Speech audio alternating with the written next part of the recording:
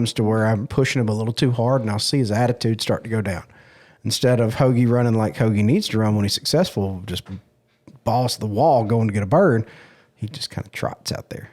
And when I start to see that, all right, time out. It's time to make stuff fun for 3 or 4 days again because I pushed too hard. He's still going to get in the birds and he's still doing it right, but his mental stability is not where it needs to be. You know, we're in the danger zone, you know. Yeah. Welcome to the Hunt Test Hobo Podcast, your place for truckside chats and insights into the retriever game. Whether you're just getting started or you're a seasoned handler, this podcast is another resource for tips, tricks, and insights from both the amateurs and professional trainers' perspectives. Each week, we'll dive into the nitty-gritty of retriever training, sharing stories of success, overcoming challenges, and forging stronger bonds with our dogs. This is the Hunt Test Hobo Podcast. I'm Chris Rud, your host, fellow retriever enthusiast, and student of the game. Let's dive in.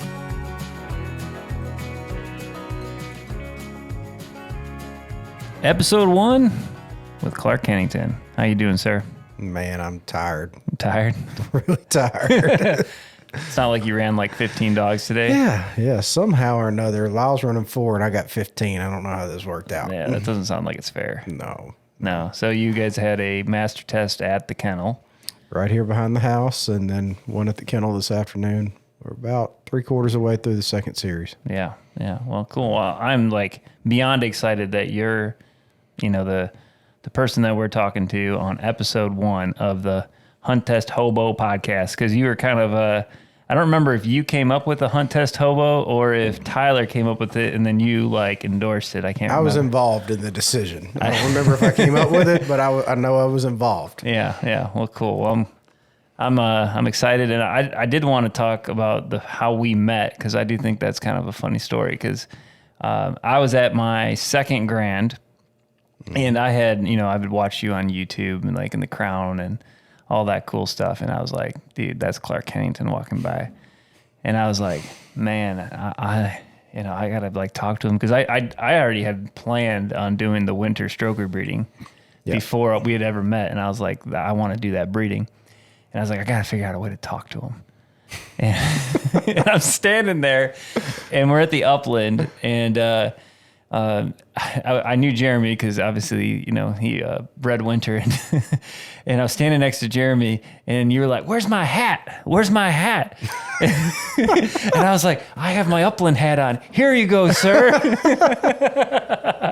So I gave you the upland hat because I knew that eventually I could walk over to the trailer and be like, "Hey, bro, can I have my hat back?" And then we could start talking. And little did I know that it would lead to a pretty good friendship after that. Yeah, it's crazy how that all happened. You set me up. Yeah, I totally you set did. me up. You totally set me up. I was like, I've done that to a few people in my life where I was like, I got to figure out how I'm going to meet them and have a relationship with them, and I don't want to be like, hi, I want to be your friend. My name's Chris. Can I be your friend now? So yeah, no, I think that's a pretty funny story, but yeah, that's good. And that was a good grand. You did pretty well that grand. If you were like Grenada, wasn't it? Yeah, I think you had like 14 for 13 out of 16. 13 out of 16. Yeah, 13 out of 16. I think I lost 1 in the first series. I think 2 in the second, and then the rest of them finished up. So yeah, that was a really good grand with a lot of really good food in that town. I wish they'd take it back there. So yeah, food's kind of become a pretty good staple of our relationship also. Oh, absolutely. We have to cook out. Yeah. Hunt Test Hobo always cooks. Man, I think, as an amateur, you go to all these finish tests and you sit there all day to run one dog. You better figure out something else to do. So I never cooked once before, I started running Hunt Test, and I'd be running with Dan and Tyler, and I'd be like, I'm freaking bored out of my mind. Which we love that. And then, cook, bud, cook. And then all of a sudden I was like, I'm going to figure out how to make a burger. So I did a ton of Googling to figure out how to make that hobo burger that I make. Oh yeah, with the egg. And the egg and the what else do? I do onions. I do a lot of fried onions, bacon. I mean, it's it's ridiculous. There's too much. Y'all don't know, I was skinny before I met him. I was the same way. I was skinny before I started cooking at Hunt Test. There you go. Well, let's jump into the topic for the day. So, we as people who are standing beside dogs all the time, you know, we're constantly looking at dogs and constantly trying to what is in their head. And I know that, you know, you talk to me a lot about mental stability of a dog. Yes. And, you know, so I wanted to just kind of have a conversation about that and kind of just see where it goes. So, you know, first of all, like when you say mental stability, like what are you talking about? I guess the best way to describe it, we get a lot of what I call rehab dogs that have been somewhere. And when we get them, they have a lot of anxiety built up over maybe pressure that was unjustified or misunderstood. A dog that is confident and comfortable in its environment is always going to outperform one that's nervous. Even if the nervous dog is extremely well trained, there's going to be situations that come up that nervous dog just is not comfortable with doing. Kind of give you an example, we did a seminar in South Florida with a group, and we were talking about, you know, mental stability and making sure dogs stay comfortable, you know, when to use pressure, when to not. And at the end of the day one, we threw some singles. I mean, just several singles. And I put one bird out there, said, if your dog is not comfortable, it'll never get there. And we didn't have a single dog go get that bird. Can you describe the mark a little bit? It was tight to a short gun, but it was also pinched tight to another gun to the right, which wasn't so short. And there was a road leading away from the bird. And I mean, it was a situation that a dog's going to look through there and it's like, man, I don't want to go there. You know, we had an exposed gun over the right, exposed gun to the left, semi-hidden gun up the middle. And we did it as a bird and mouth single. And man, they didn't want to go there. They would go, completely out of the picture or try to go back to an old fall. But they weren't comfortable going there. And it was just because they'd gotten pressure in certain situations that put them in that situation. To me, dog training for me is more about the psychology of the dog. Yes, well, they have to understand pressure, and yes, we have to utilize it. But the most important thing is reading what that dog's telling us. You know, if we're running dogs today and we bring out, let's just say, Fern. I've got a dog named Fern on my truck that's a little golden.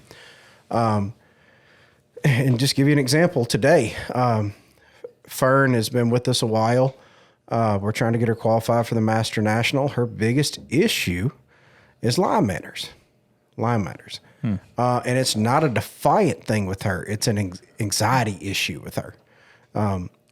She was a dog came to us from somewhere else, and she had a lot of nervous energy at the line. Well, with dogs like that, she's extremely high powered, a lot of go.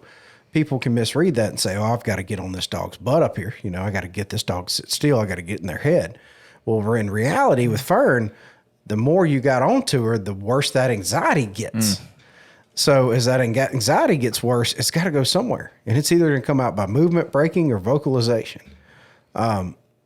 So today I was running her in this master test, and she had broke, I think, twice the last two master tests on flyers. And I put her back on my truck, and we've been working with her for a little while. And all I did, very, very light pressure. Like if she barely moved at the line, a low one, just a very light nick just to get her attention and put the responsibility on her to get by me.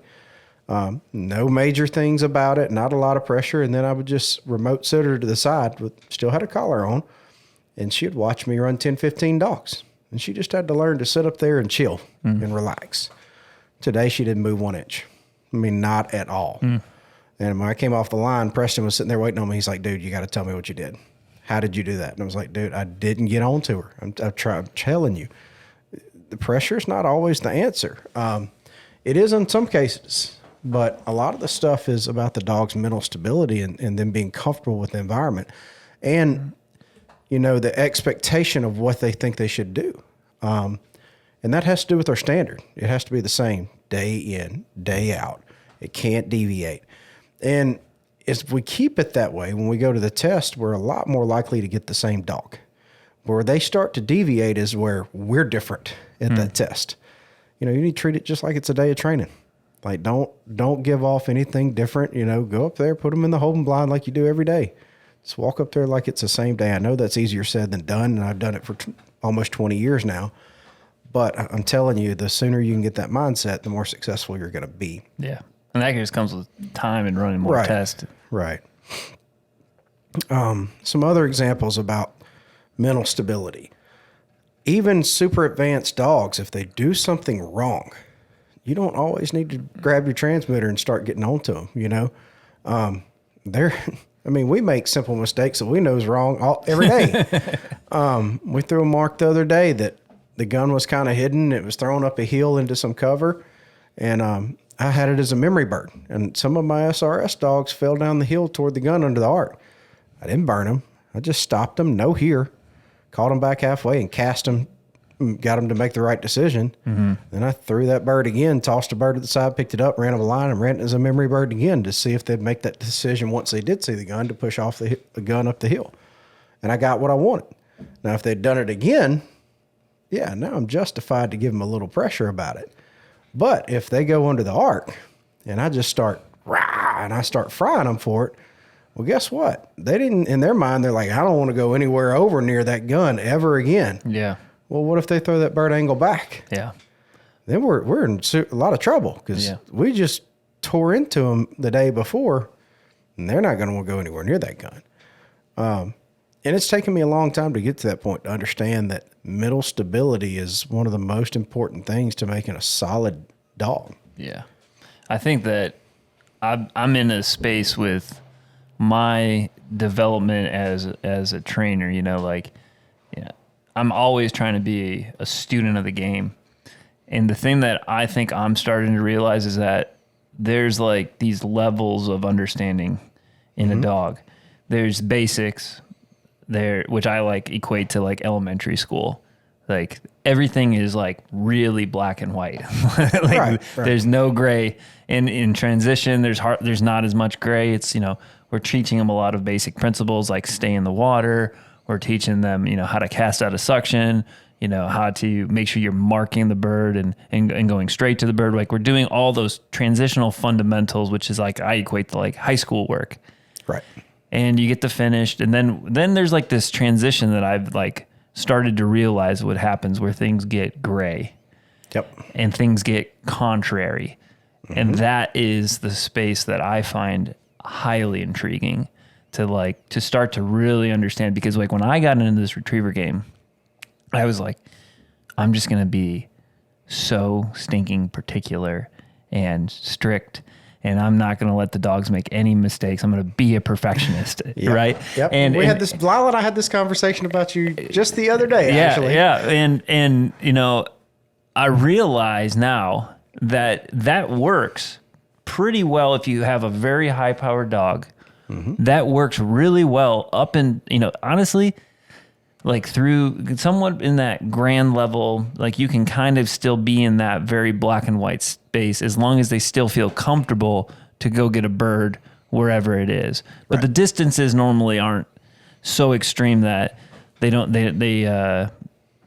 go, in general, they'll go to that bird. But as soon as you start running stuff like where I'm at with, you know, lower field trials and SRS work, when judges are like, well, dog is trained to go here, we're actually going to have them go there to that different spot. That is where... Are they comfortable enough to go there? Are they comfortable enough to go there? And that is a whole nother space, and that has had to completely shift the way that I think about dog training.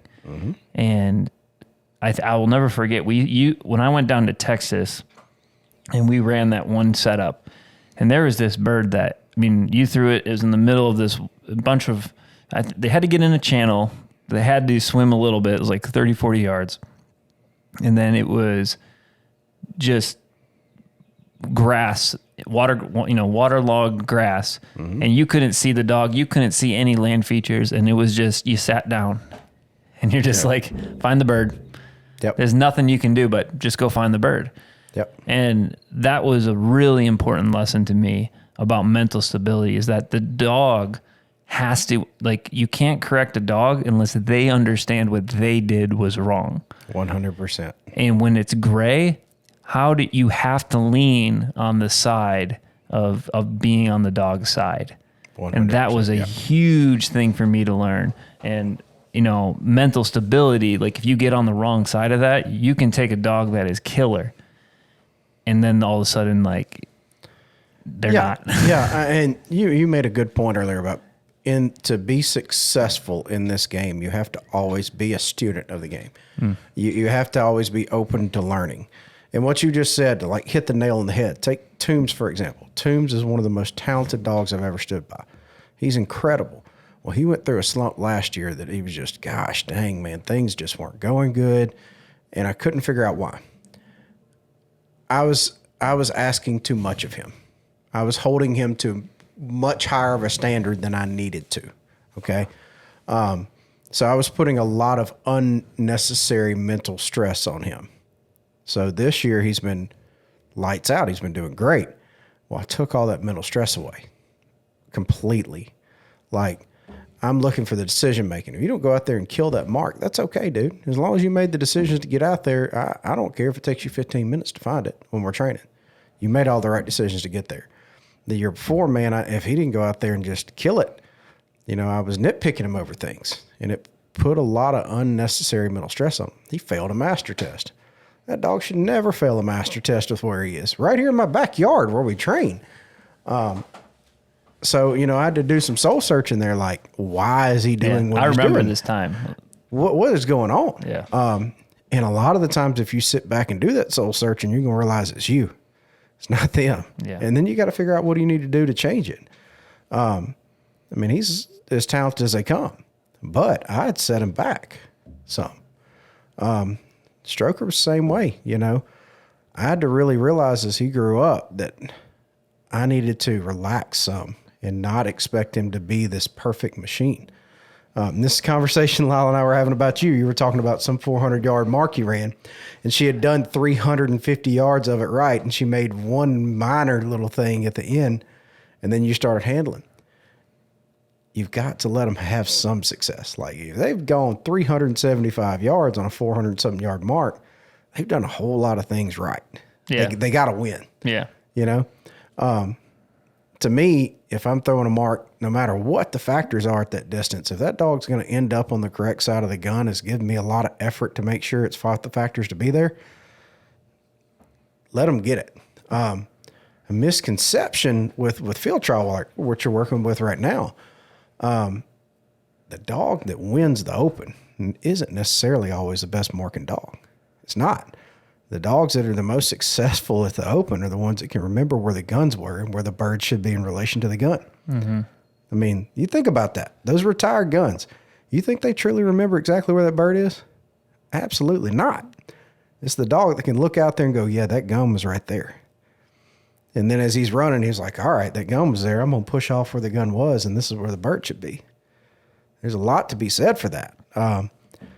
So you got to make them comfortable with that. You can't think that, it's got to be perfect every single time. They've got to win something.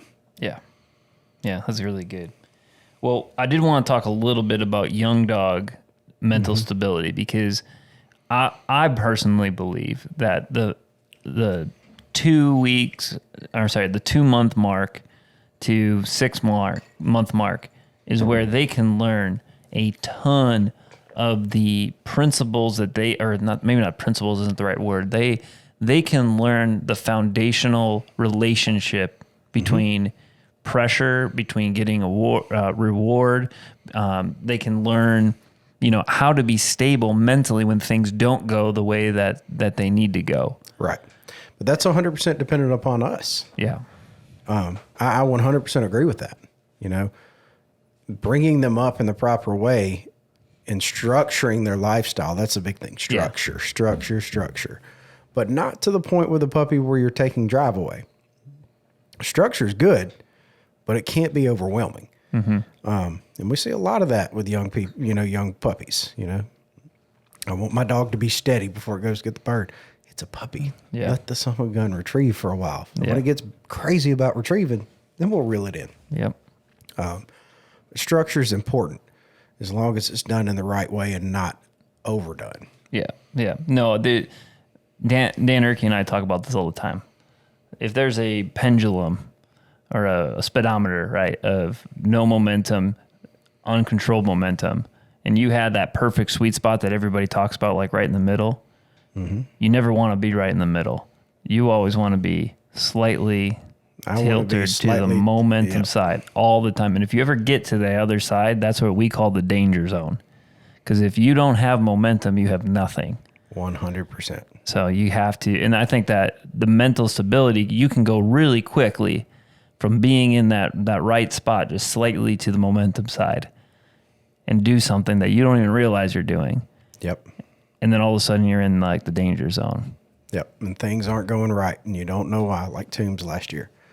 Same is exact example of it.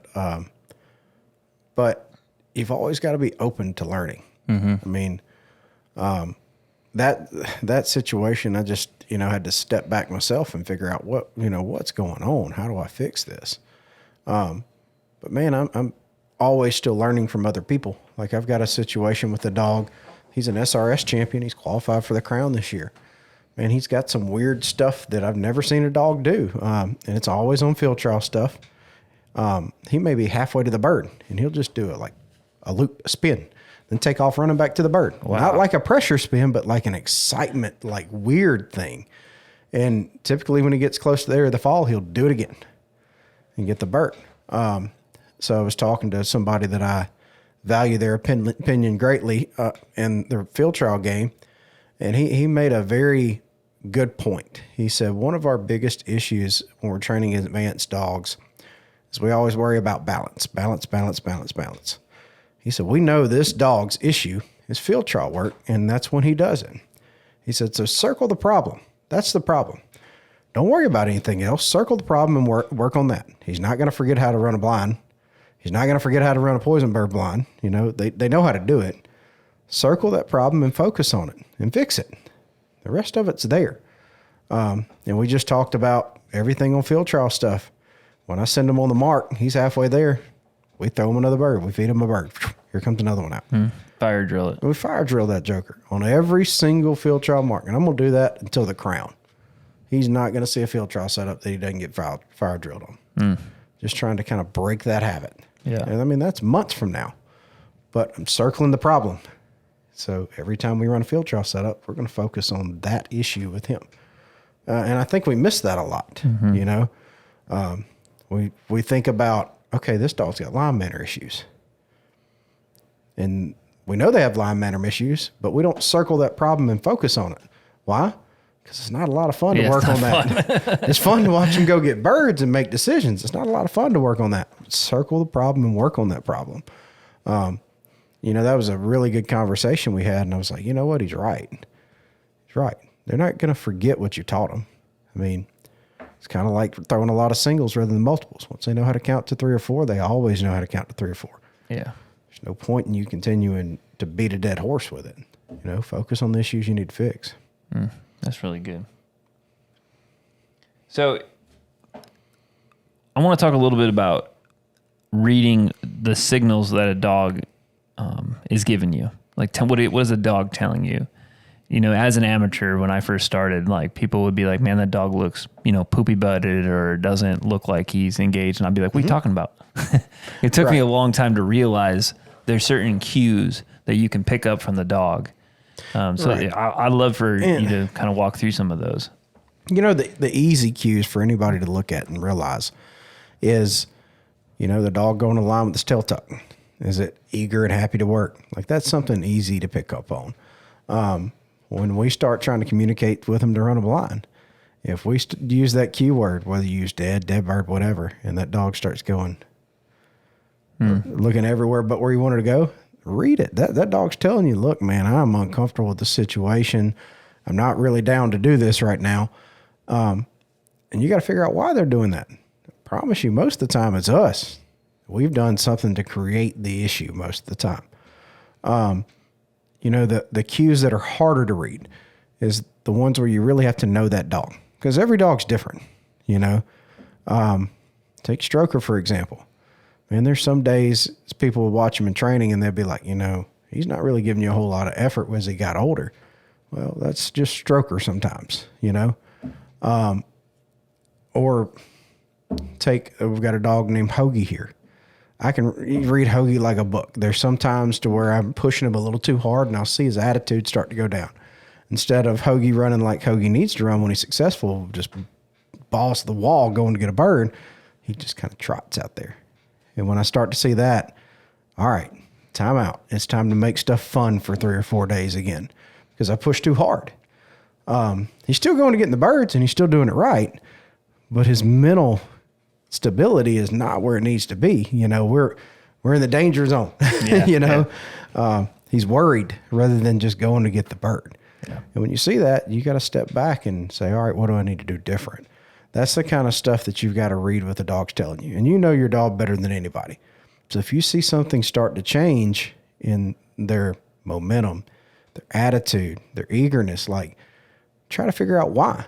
And never be afraid to back up and make it fun again.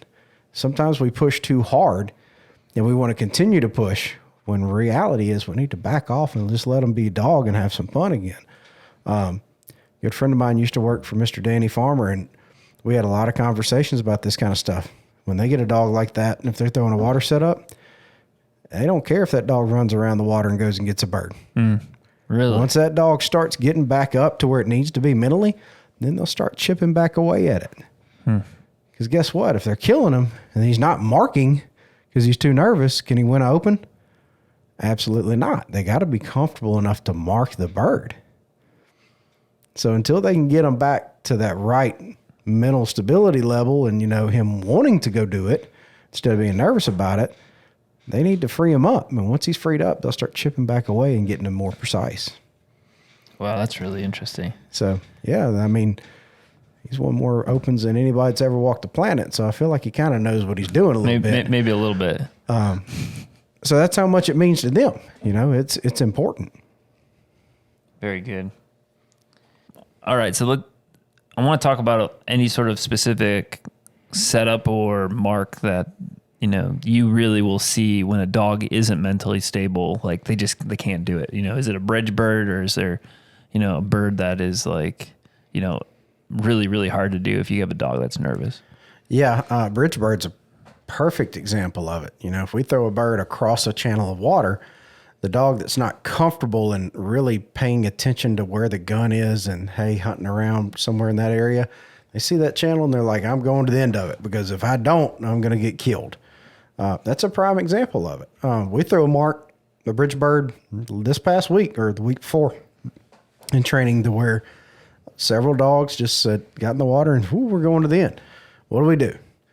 We didn't burn them. Absolutely not. They're already nervous about the picture. They just told us that. Yeah. We just had the bird boy, hey, and do a fake throw that direction. Let them hunt around and find it. And guess what? We threw it again. See if they were comfortable enough to go get it. I'll probably throw it again this week for them just to see if they're comfortable enough to go get it. Another example is a check down bird. And this is a misconception thing. A lot of people want to burn a dog when they run through a check down bird. What have we conditioned to do most of their life? Keep on going. Keep going. Keep going. As Adam Campbell says, run until you smell mallard. Exactly. You know, a check down bird, a dog has to be comfortable doing. It's more of a communication thing, in my opinion. You've got to work on it a whole lot where that dog really understands when you're cueing them easy, and sending them soft that, hey, we're going short. What do we do if they overrun it? We don't grab our transmitter. You know, there's multiple ways to do it. You can just have your gunner help them. Hey, get them back in there and get it. Or sometimes I'll just tweet, get them back in there hunting in the area and find it. And I'll repeat it. Maybe not in that same place. I may go to the next setup and do something exactly the same, but in a different place. It's not something you're ever going to get them to do by giving pressure. And people that do give pressure, guess what happens? Easy. That dog immediately goes, oh shit. You know, because every time I hear that word, I'm getting pressure. Guess what's going to happen? That joker's going to bug out. It's not worried about anything, but oh crap, I'm about to get some pressure. So every time I hear that word, we're in trouble.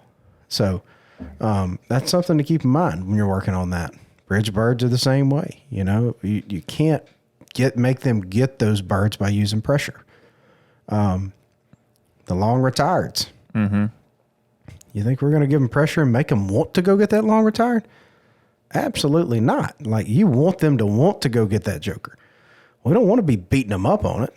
So if we're running a long retired, should we be giving them pressure, especially at a young age, for anything they do wrong on it? Absolutely not. We should be helping them get there, whether either by gunner help or casting. But every time we go get a long retired, it should be something that they're successful at. There shouldn't be pressure involved with it. So what are some things that, you do when you see a dog, that you maybe don't feel like is, mentally stable? Is there like a specific drill you go to? Do you throw certain types of marks? Well, it just depends on the dependent? situation. Not every dog's mentally unstable for the same thing. Most are all different. Like Fern's is line manner stuff. Got a dog here named Dre. His biggest issue is running tight to a short gun. That's his thing. Like, he's just not comfortable with it at all. Why? I don't know. That's just Dre. So do I put pressure on that when he doesn't do it right? Absolutely not. He's already nervous about it. He won't do it. Me giving him pressure is only going to make him more nervous about it. So I just work at it a lot. And if he goes to flare it, tweet, no, cast, get at the bird, come back, we'll rethrow it, get him to run tight to the gun. Misconception is, he's flaring off the gun. We're going to give him pressure and cast him into it. No, that's only going to make him more nervous about the situation. Help him be successful at it. Something created that. Mm-hmm. What it is, I don't know. But I know I'm not going to fix something that they're nervous about by putting pressure on it and creating more nervous energy toward that situation. Blinds, we were just talking about. You cue that dog in around a blind, and they're all of a sudden like, oh my gosh.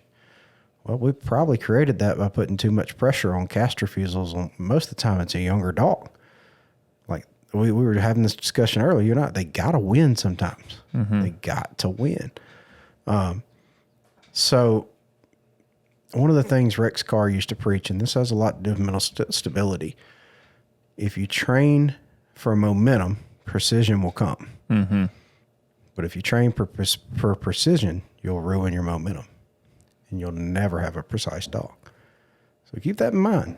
I mean, he's the greatest to ever do it. I mean, most of the people that are being successful in the field trial world today are Rex Carr disciples. I mean, he's training for momentum. He's not training for precision, because as they build more momentum and become more successful, the precision will eventually come. That has a lot to do with the mental stability of the dog. Yeah. Well, let's switch topics a little bit. Is there anything else about, mental stability that you want to talk about? Yeah. One more thing.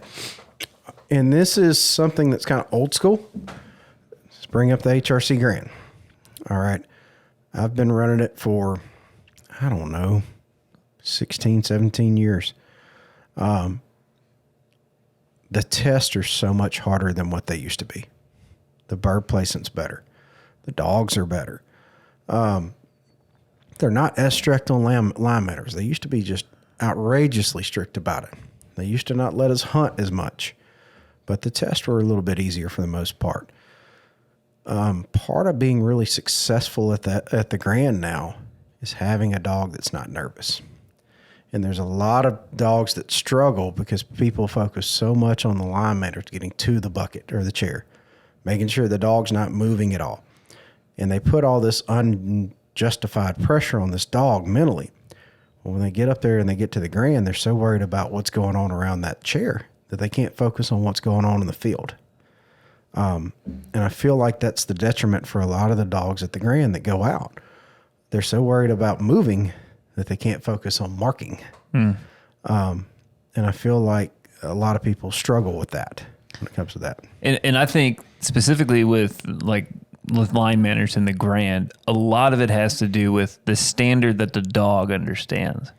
Yes. Because I come from the Dan Erke school of line manners, which is, in my opinion, probably the strictest of anybody that I've ever seen. Mm-hmm. We have incredibly high standards for line manners, but our dogs know the standard, right? And what would happen when I first started training is I wouldn't understand how to maintain that standard.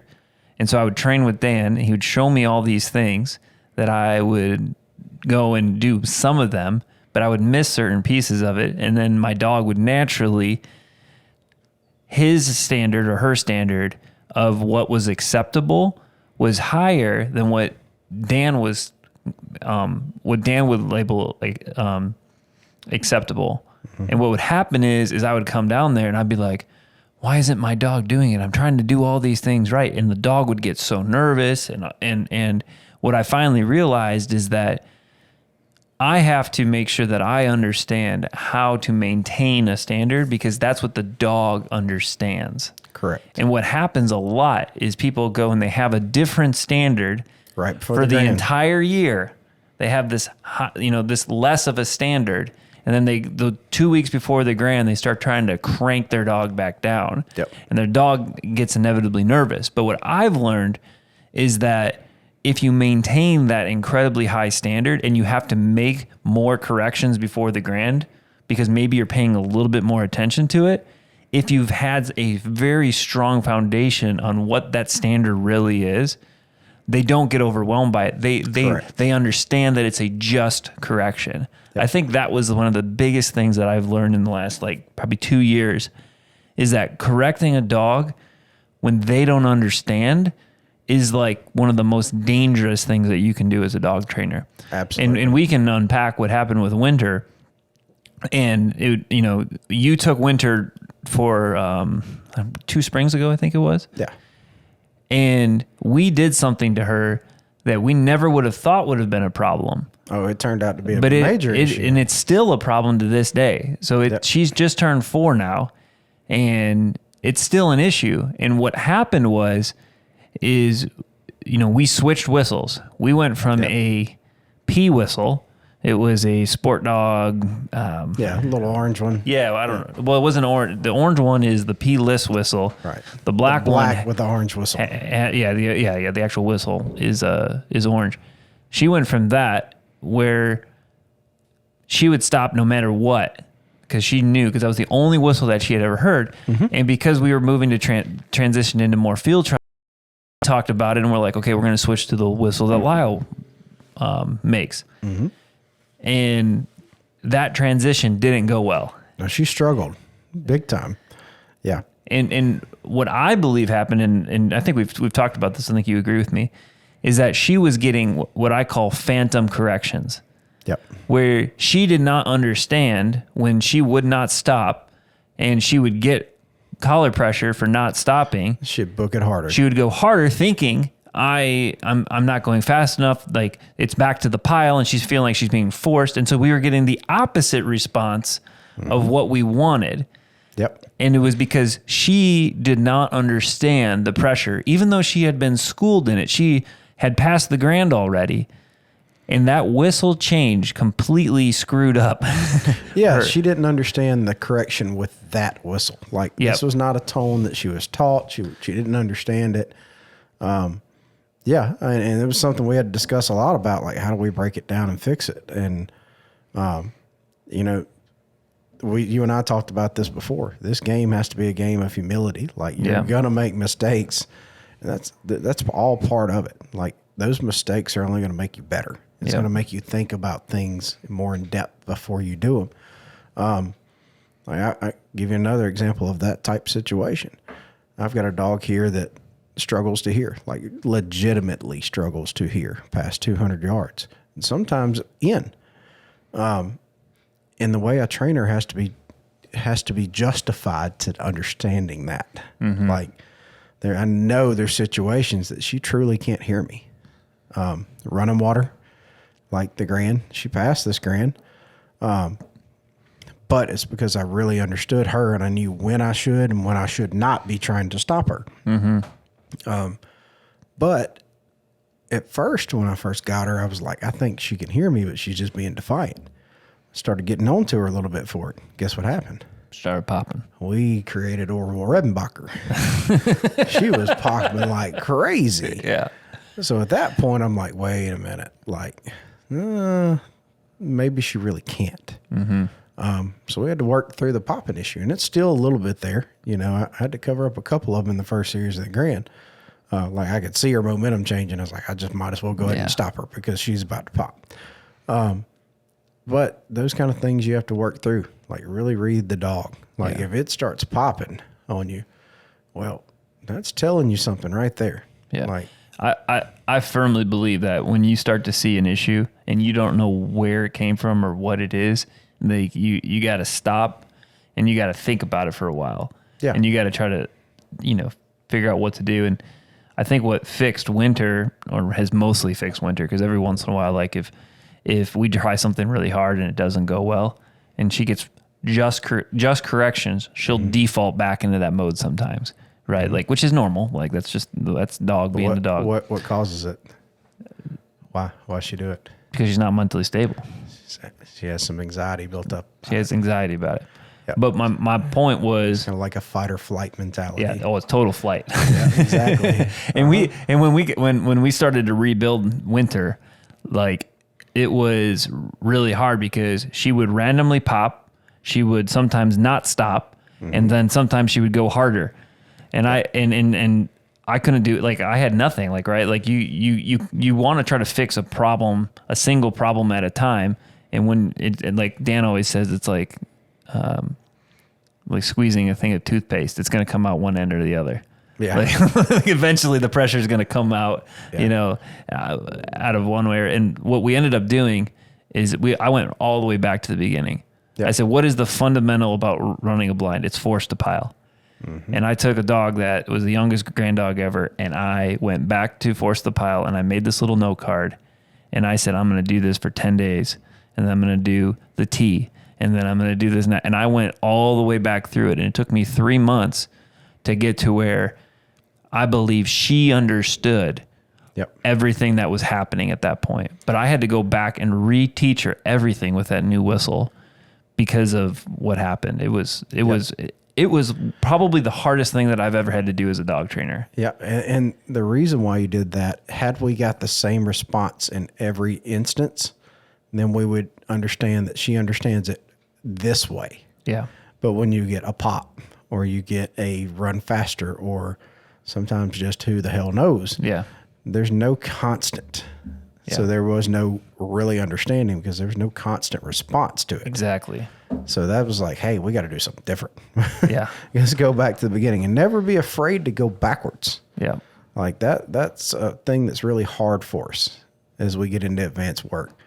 Man, it's so much fun watching them do that stuff and watching them problem solve. And sometimes we don't want to go backwards. Yeah. It's our pride that gets in the way. Yeah. Yeah. I mean, they call me the pattern blind Nazi. I go back to it a lot when I start seeing issues on casting, changing directions. Go back to the basics of it. Don't be afraid to. Yeah, it's good stuff. Really good stuff. Well, as we kind of wrap this up, I want this to be a good resource for specifically amateurs, right? Like, and I want to know, is there a specific drill that not a lot of people do or not a lot of people think about that is something that you use a lot or think that it's just something that people don't do enough of? Yeah, I can think of 2 of them off the top of my head. One of them's ABCD marking drill, covering all your bases of what conceptual marking you can do within it. In a very controlled environment to where the dogs really aren't going to get much trouble. And you can teach a lot in that drill. And indirectly, by the dog just running past a gun, going through an old fall, under the arc, tight behind a gun. I do that a lot. The other thing, as far as for running blinds, I do a lot of KRD drills. What's a KRD drill for people that don't know? And can you unpack, before we get into a key relationship drill, let's unpack like what an ABCD marking drill is and kind of what its point is. Right. So there's a lot of different variations of what people call an ABCD drill.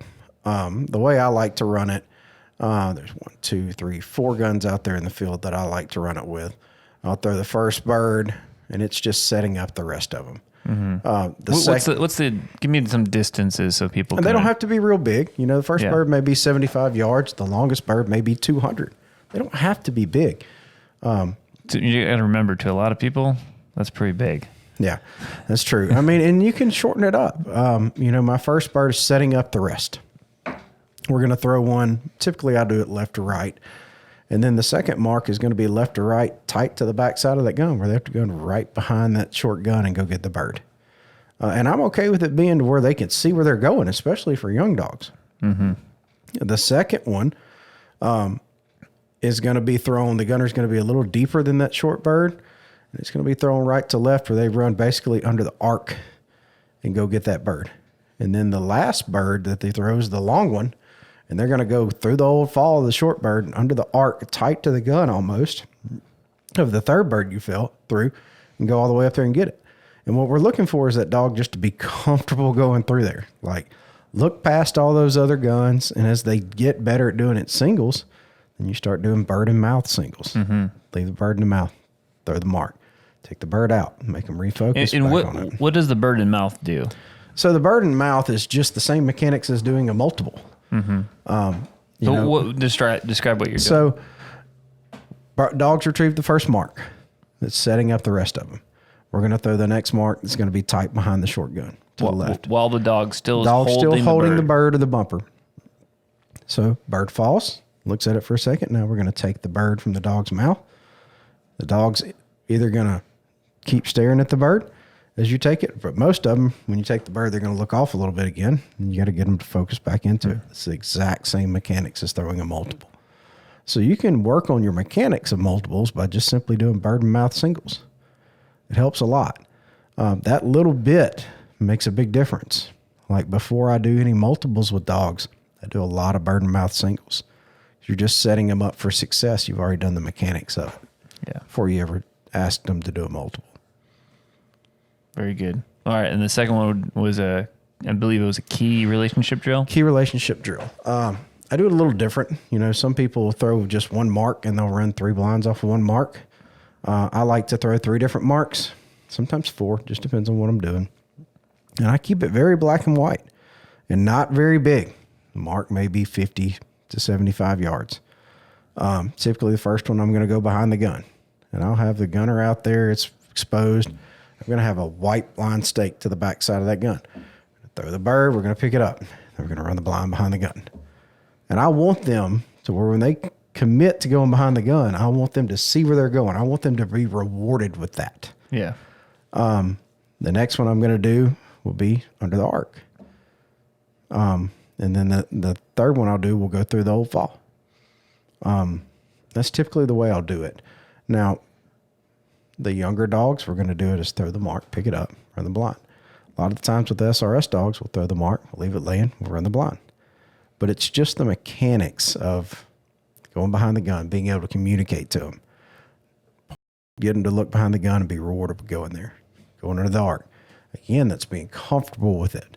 A lot of the times dogs have had a lot of pressure about going back to an old fall. Guess what happens when you try to run that blind through the old fall? They'll avoid that joker like the plague. I'm going to Timbuktu. I'll go anywhere but there. Yeah, I'll go under the arc. I'll go behind the gun. I'll go out there, but I won't go there. So it's just a drill that I like to touch on a lot, just for them, making sure I'm getting the communication I want out of them, and they understand where I want them to go in relation to a gun with a blind. So I do that a lot. When I'm getting ready for the grand, I don't do it typically very much. Yeah. Because that's the difference between a grand and a master test. And a lot of people struggle with when they put that blind in the middle of no man's land. Yeah. And there's nothing for you to really key off of. Yeah. And if you don't work on that, you can struggle with it, because that dog looks out there and goes, there's no gun. Yeah. That I'm going to run a blind in relationship I have that to. same thing happen all the time in water, when it's like they just put the blind like in the finish test, like right up the middle of this big, big, huge, no factors involved. Just swim across. And I'm like, oh shoot, when's the last time I just swam across and didn't like go by down a shore or do this? It's like, that is where balance is important. Oh yeah, 100%. Dog looks out there and like, what do I do with my hands? You want me to go straight that way? Yeah. Like that looks a little too easy for us right now. Absolutely. Yeah. Yeah. That's always funny. Like when I don't know if it happens to you all the time, but like I walk up to a test, I'm like, I haven't done that in a long time.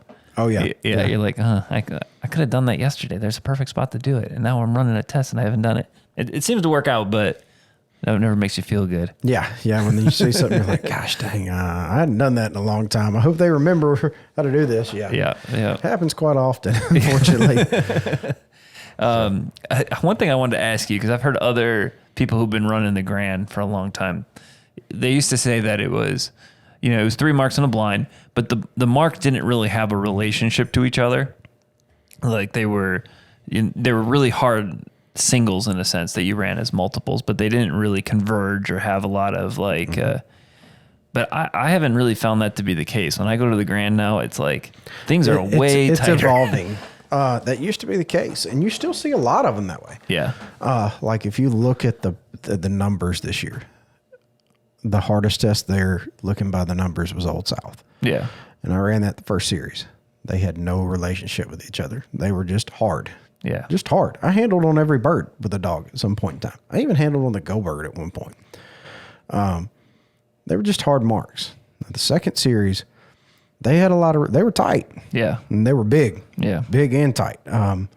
So you really had to have a dog that understood that it can't go back to where it's been to before. Yeah. So it is evolving. You will see that more often now in the Grand than what you used to.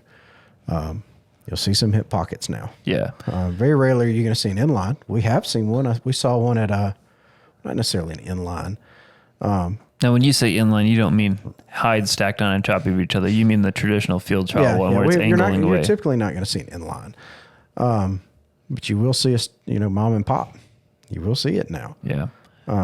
So you got to be comfortable with doing that and the dog understand it. Yeah. I think that based on just watching amateurs at the Grand, I think one of the weaker things that amateurs have is they don't have a dog that what I call discipline marking. Mm-hmm. And I don't know if there's a better word for it. Like, that's just what I call it. And I feel that they don't hunt testers sometimes. I don't think this happens as much in the AKC side, but definitely people that are, come up in the HRC side, is that they don't understand how important it is to do that insanely tight hip pocket, or how to actually pick up an inline triple the correct way. Because what I believe that really does is it teaches the dog to say, it's selection, right? If I'm telling you, you're going to go get this bird, even though you feel like you want this outside bird per se, right? You're going to go pick this bird up. And I just feel like that's missing a lot in amateurs, right. Marking. But in reality, most of them don't know how. Yeah. And that's what I'm hoping we can do here with the Hunt Test Guide and all of the different people we're going to bring in and all this exorbitant amount of knowledge. Yeah. Not just from myself and Lyle, but from people like you and Dan and the others we have coming on board to do this stuff, is to give people the knowledge and the understanding and the know-how to do that. Yeah. And feel comfortable doing it because we've shown them how. Yeah. In a very in-depth way. Yeah. And I don't think it's what you're seeing is, I think it's more, I'm trying to think of the best way. It's a lack of knowledge. It's a lack of knowledge. Yeah. It's not because of lack of effort. Yeah. No, definitely it's not a lack of effort. It's a lack of knowledge. If you're running the Grand as an amateur and you're taking the time to do that week-long trip, man, you've put your time in. And that's what's so hard about watching, somebody go out there and they just miss 2 birds and you're like, oh my gosh. Yeah. It's like that, that is so hard, but that's part of the game, right? It's all part of it. And I've learned more from my failures than I have from successes. I promise you. So failure is not always a bad thing. As long as you look at it, all right, man, we need to work on this. Yeah. Why did we fail? And that's always what you need to look at. Look at the why. Yeah. And then go to work on it. If you don't know, the why, but you don't know how to fix it. Well, there's plenty of people that are willing to help. We're willing to help. That's what we're trying to do. So don't be afraid to ask for help. I've been very blessed to be around some really good dog trainers in my career. And I wouldn't be where I am today without them. So had I not went to them for help when I needed it, I'd never be where I am now. And people have to realize that. Everybody that you look up to in the retriever world at some point in time was right where you are. They were in your same shoes. Yeah. So that's kind of one of the things that I struggle with. Like what you were saying, you didn't know how to come up to me. Like, I remember when I tried to run my first grand or my first master test, and I still view myself as that, you know.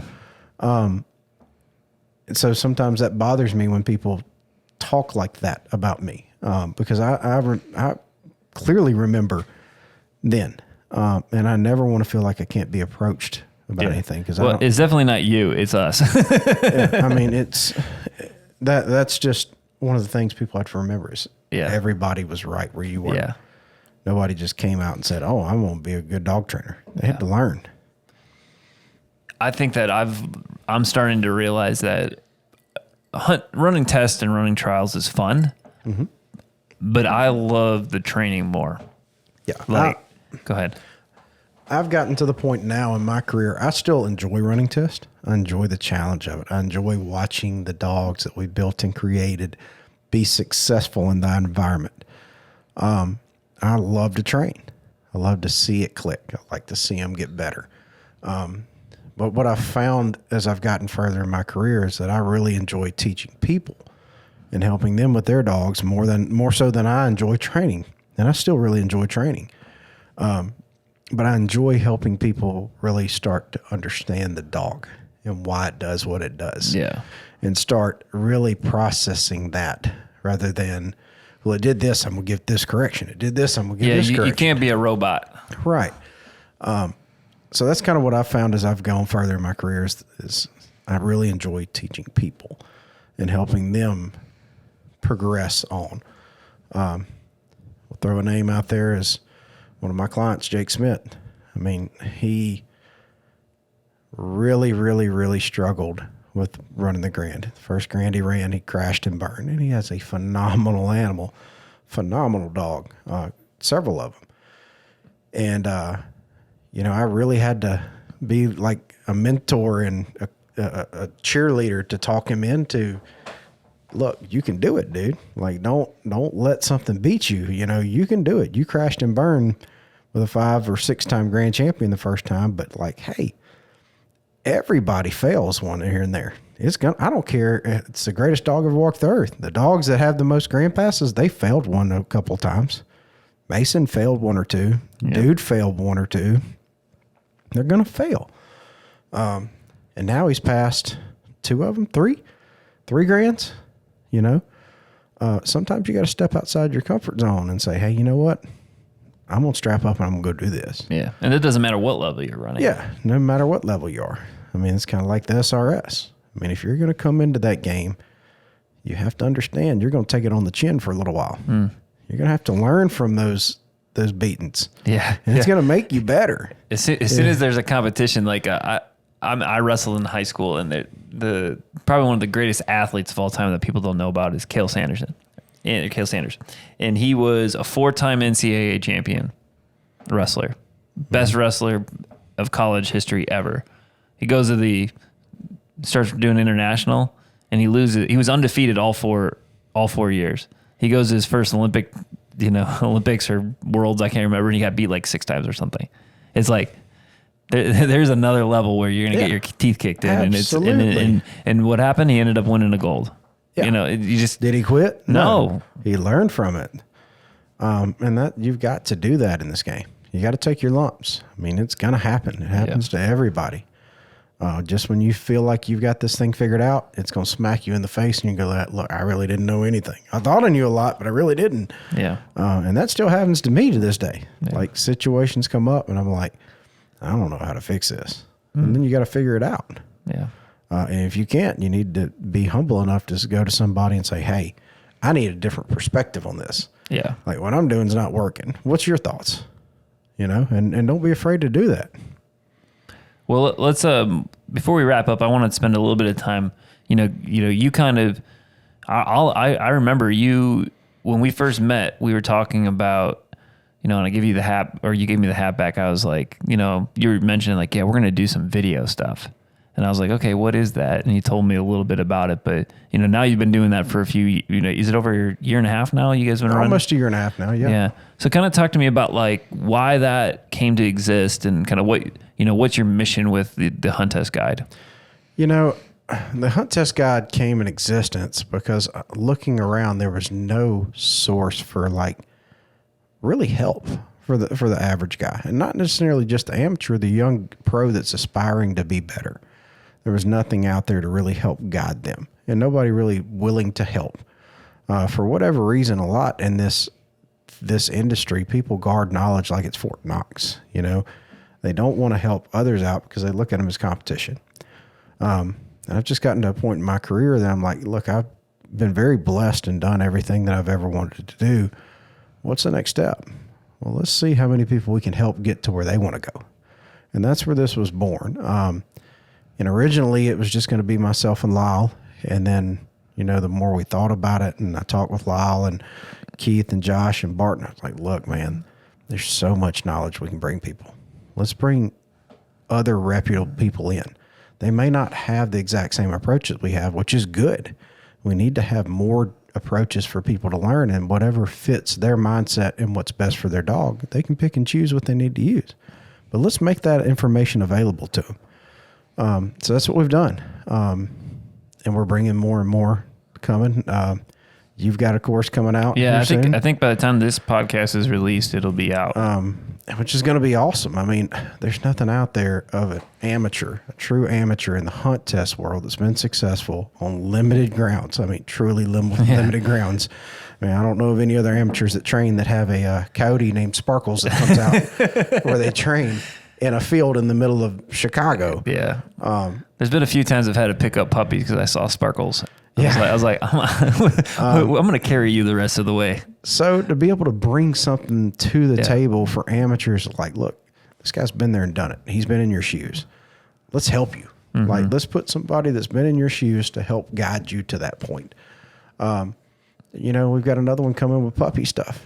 I mean, they'll be coming out that's going to be killer. You know, how do you take a 6-week-old puppy and do pre-work with it to set it up for the rest of its life? Yeah. There are some courses out there like it, but none of it's geared toward hunt test. There was just nothing there to help the people that wanted to run hunt test. Maybe it's just the average person that has a hunting dog. They want to be able to do something with the off season. There's nothing there to help them. Yeah. And that was the vision behind the hunt test guide. Yeah. And I do think that most of the stuff that people do can translate between hunt test and field trials. Yeah. But there is definitely a difference in a couple things that I don't think that hunt testers necessarily know. Like a couple examples is just the hunt area. Mm-hmm. The hunt area between a hunt test and a field trial are completely different at times. Yes. And I talk a little bit about that in my course, but Dave Roram was on, I believe he was on the Doghouse.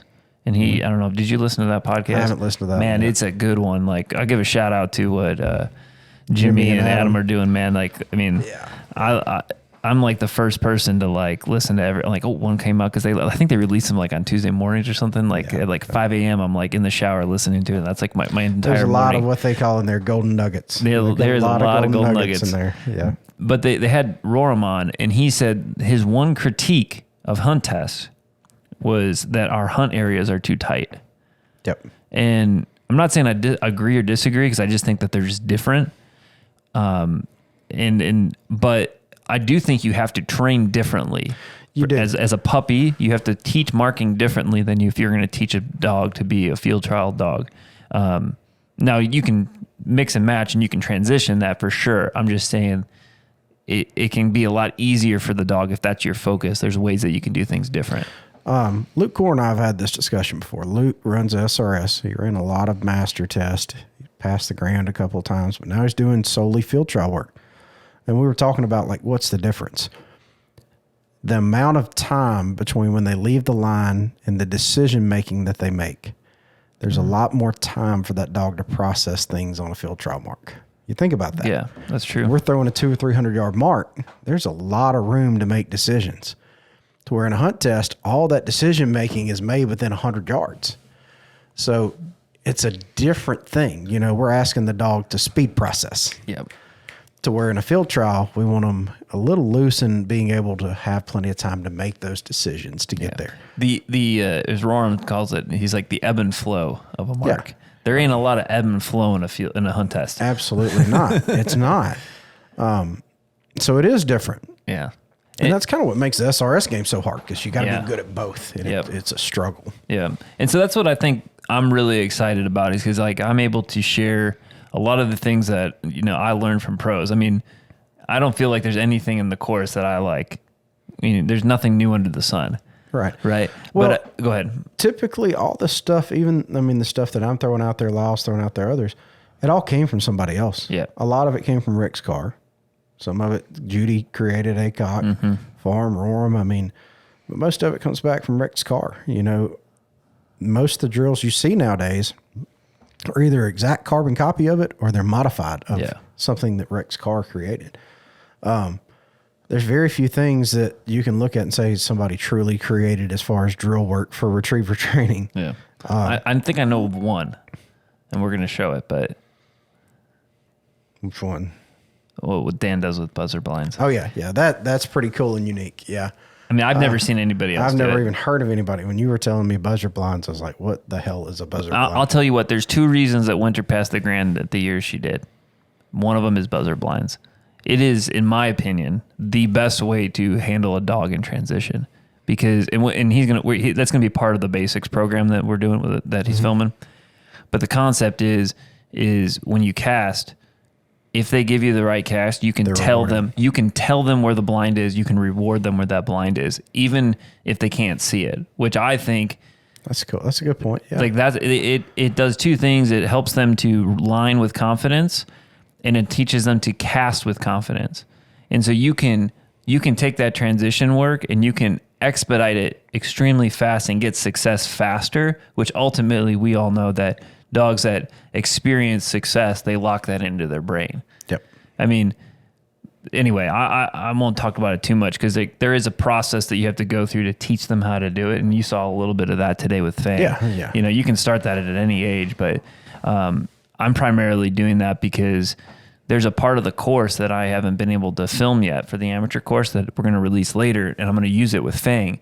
And it's about how to use those buzzers in a marking scenario when you're throwing marks by yourself. Yeah. The only dog that I use to teach that, like Winter doesn't know how to do it. And I try to teach her too, and I can't teach an old dog a new trick.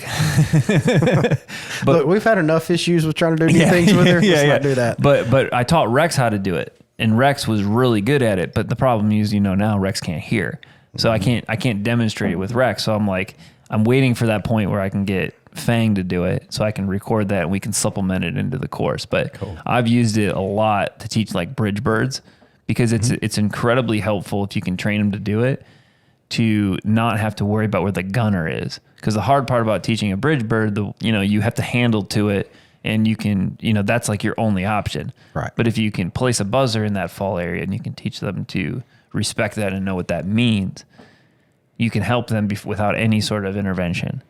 You can make them comfortable. So this is stuff I don't even know. I'll be watching and learning as we go. Yeah. And this whole process is going to be not just fun for the people that are going to get to see it and utilize it for them, but there's going to be things that I learn. Lyle learns. Other people, other pros that have done this a lot, you're going to watch things and be like, wow, that works. Like, it's a great idea. And that's part of being a student of the game, and being humble about things. Like, you never know everything. Always be open to new things, because you may need it. Yeah.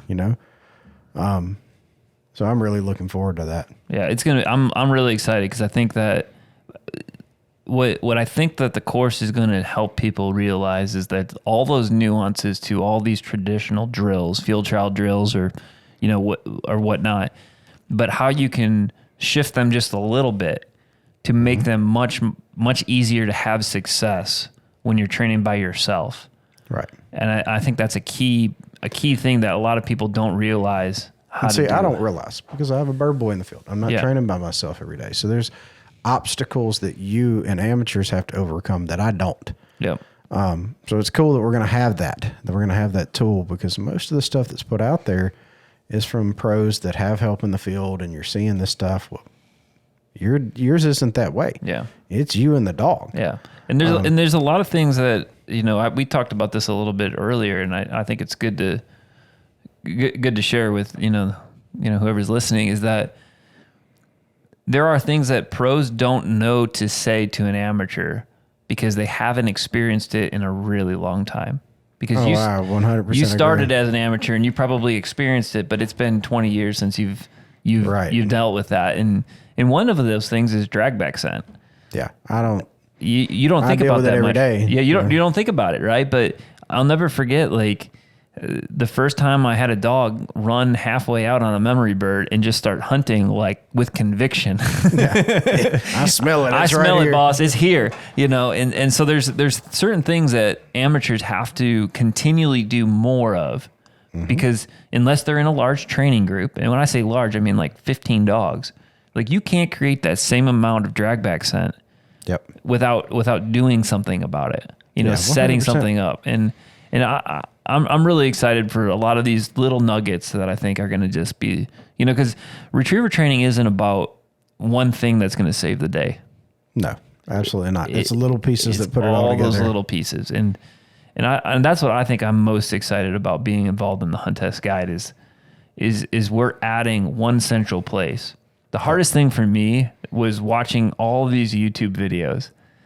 And the thing about YouTube videos that are online about retriever training is they demonstrate a lot. They don't teach much. They don't. Some of them do. Like I think Bill Hillman has done a pretty darn good job of trying to explain a lot of this, and like I really respect what Bill has done with his YouTube channel. But most of the time, you see somebody do something, and if you're not able to ask them why, you make assumptions that are wrong. Right.